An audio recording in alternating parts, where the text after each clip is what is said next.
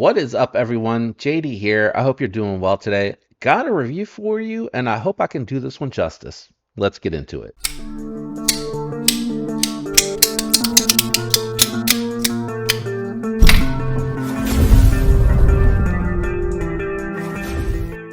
All right, that's an early dad joke. I am going to try to do justice to this review, though, and that's because we're checking out the Kizer Justice.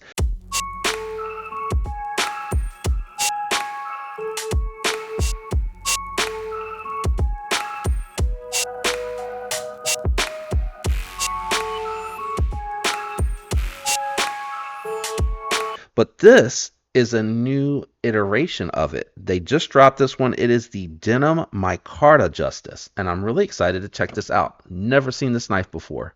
Let's kick it off with some size comparisons, then we'll weigh the knife, and then we'll jump into the review. First, we're going to do a couple of budget knife comparisons. This knife is coming in at $73. I'm going to let you know right up front the price point on it, and that is the Miguron Royale, which is just under 50 bucks.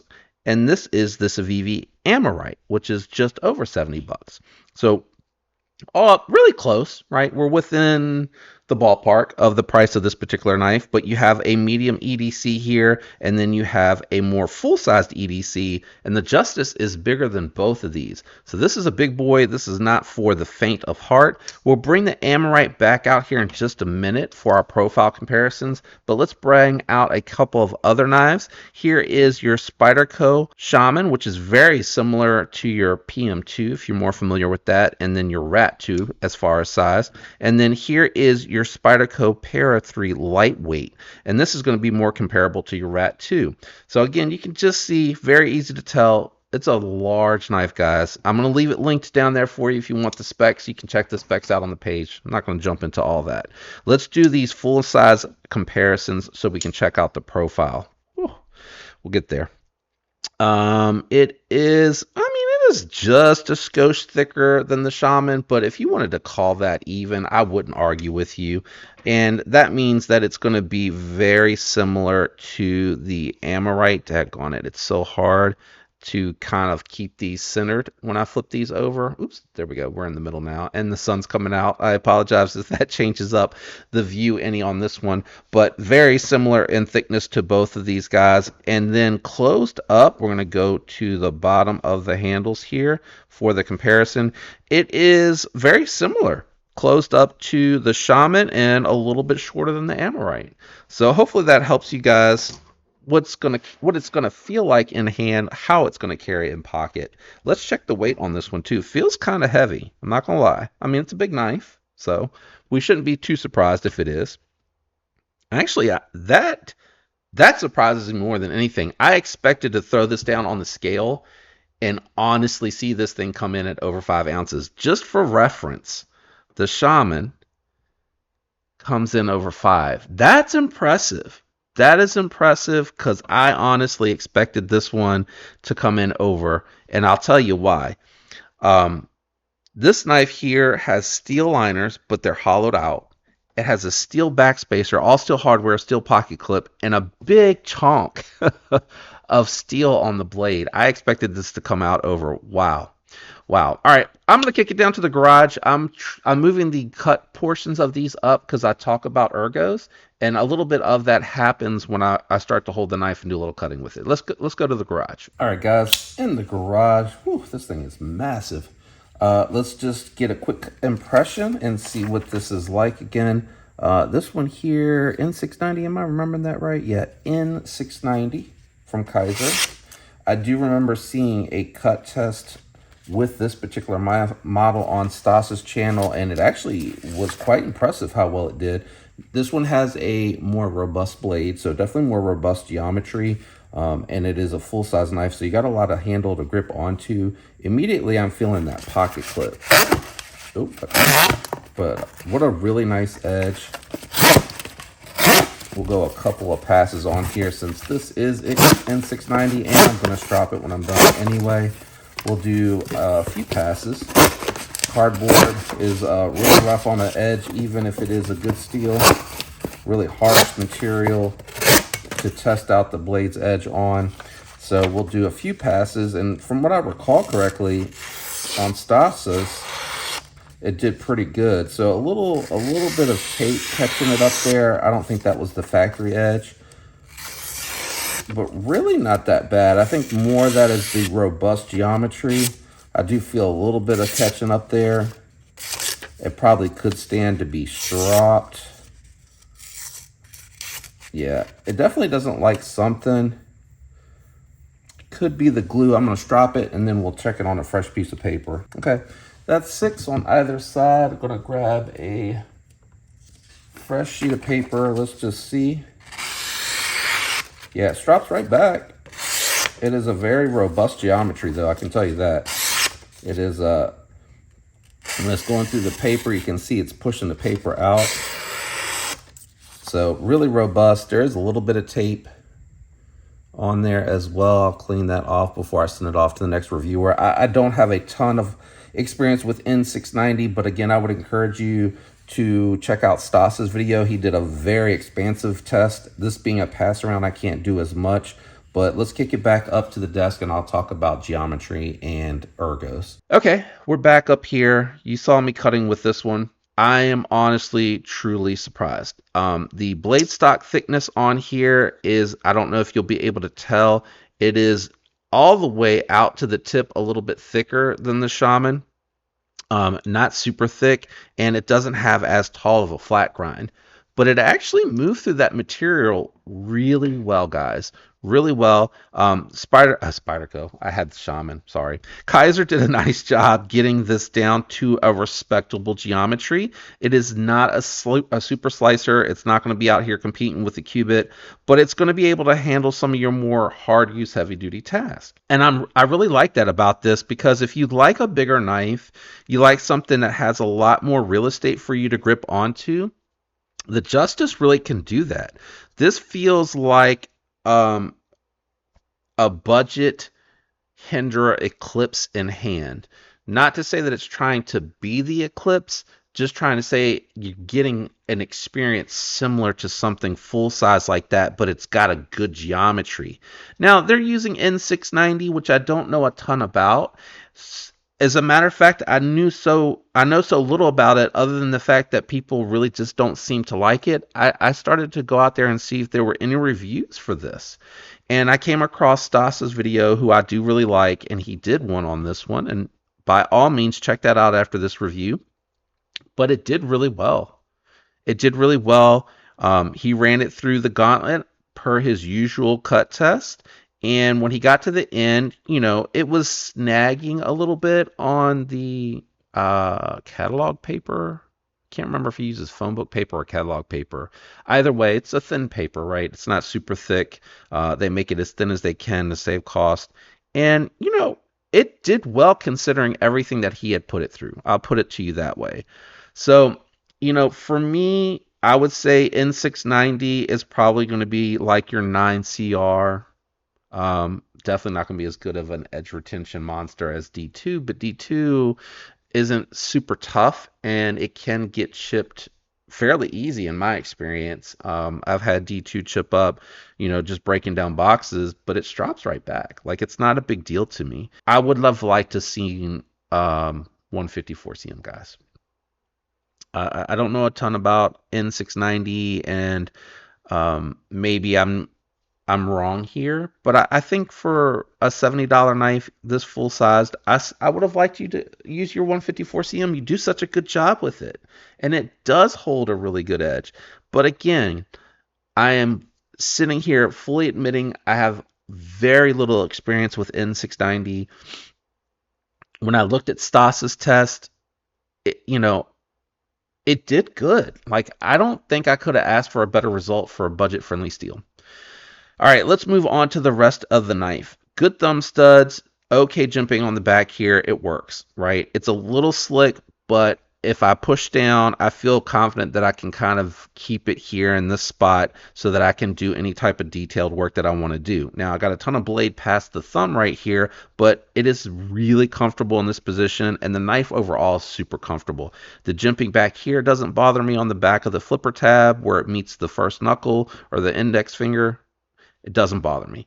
Nice cutout here. I fit into this nice knife very well. Plenty of real estate. I have lots of options to where I want to put my hand and how I want to grip the knife. Everything's really comfortable. The pocket clip, even though it lays flat, goes in and out very well. I do want to demonstrate that really quick. It goes in and out of the pocket really well. It catches right here, and then honestly in the jeans it pops up a lot better than what I'm able to get here with the there you go. That's about what I experienced with the jeans. It hits right there about like that, and then it slides on really easy. Carries pretty deep in the pocket too. Not a lot left. It does have a glass breaker. I mean, take it or leave it for me, but it's such a low profile glass breaker that it really doesn't offend me at all. It is super low profile. It's almost barely there. I almost didn't notice it when I first got into the knife and I was looking at it. I was looking at everything and I was like, oh my gosh, it has a glass breaker. I had no idea. You got a jimped steel backspacer that does help with holding onto the knife. It meets up here, but it's exactly the same as the jimping back here. I would say it is a little less than medium grip. So that's nice for when you're holding onto the knife. It doesn't really impact me any holding the knife. My pinky does land on it. Oh, I guess my ring finger lands on it a little bit, but there's just so much knife here. I have no issues with gripping it to disengage the lock. Detent is really good. It's a big knife with a big blade, and this is tuned really well, and it has really good sounds. The thumb stud is in a really good spot, tucked in to the body, and it's way below the pivot. And then your flipper tab, even though it is above the pivot, they did a good job with where it lands. I would say it's even with the pivot. So it lands in a good spot, but the detent helps to make sure that it feels crispy on the open. Let's check out some sounds and some action real quick.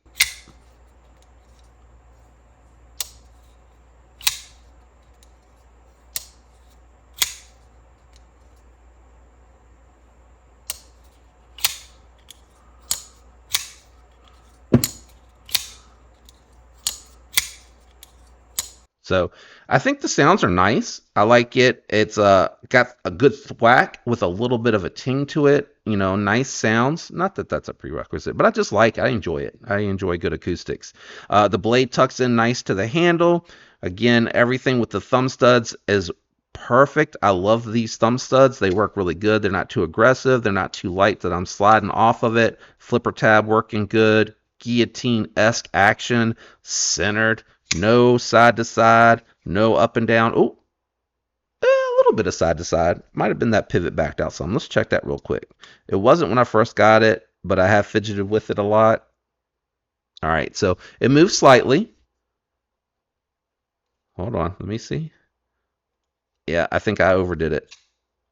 Yeah, I overdid it. Hold on. Hold on. Hold on. Let's back it out slightly.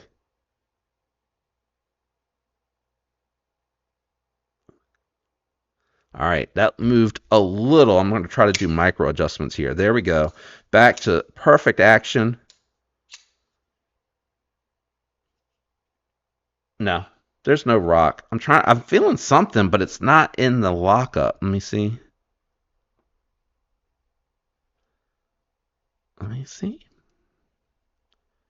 No, I don't think the lock bar is moving, but as I'm looking at this, it is a little bit of an early lockup.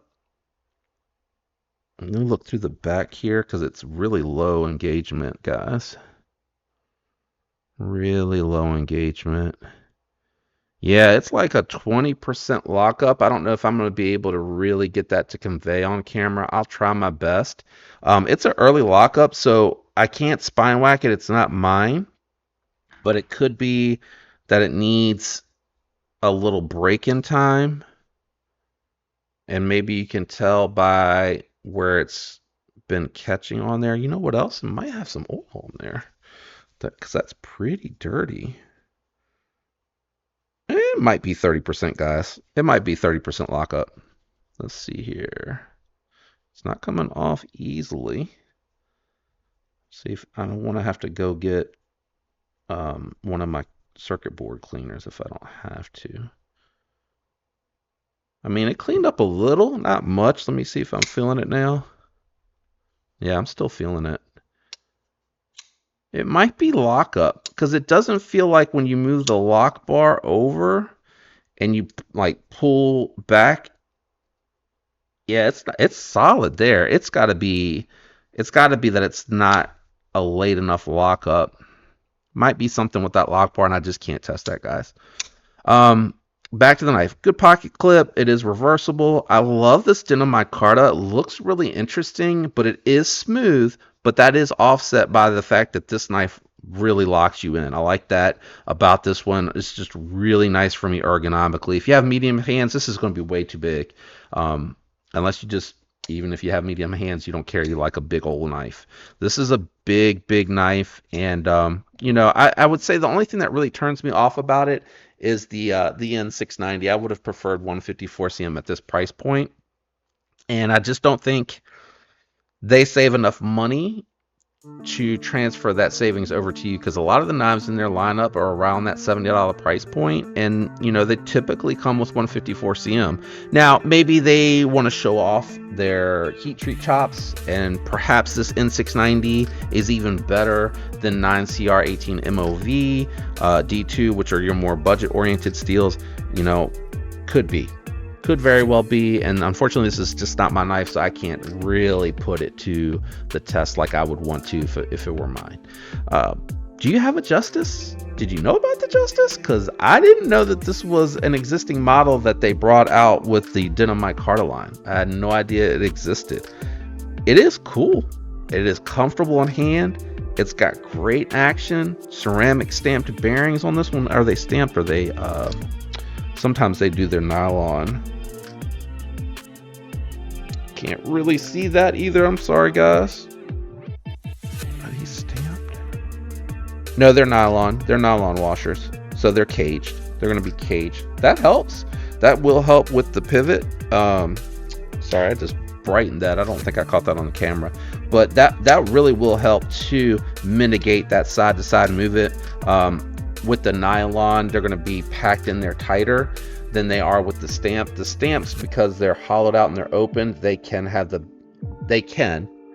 may not, but they can have the ability to move around. I've actually gotten, maybe like in the lifetime that I've been reviewing these, like 5 knives where I disassembled my knife and the bearing has come out of those stamped bearings. I just don't like them. I would, even if they don't have as many balls as the skiff bearings, I would have preferred the nylon. I think those are better. I think the stamped ones are just cheaper to manufacture. Anyway, what are your thoughts about the Justice? Let me know down in the comments below. I really am digging. I don't think I've ever handled their denim micarta. I really am digging that patina look on it, and it feels really nice to the touch. I don't know how rigid it is, but it's really cool looking. Let me know in the comments down below. Shout out to everyone that watches the whole video and leaves a like, comments, and is subscribed. It all helps the channel, and I thank you. It means so much to me to have your support. Special shout out to my members. Thanks for being a member. There will be another members only giveaway coming up here soon for you guys. I appreciate the continued support. I hope all of you have a fantastic week. Until next time, peace.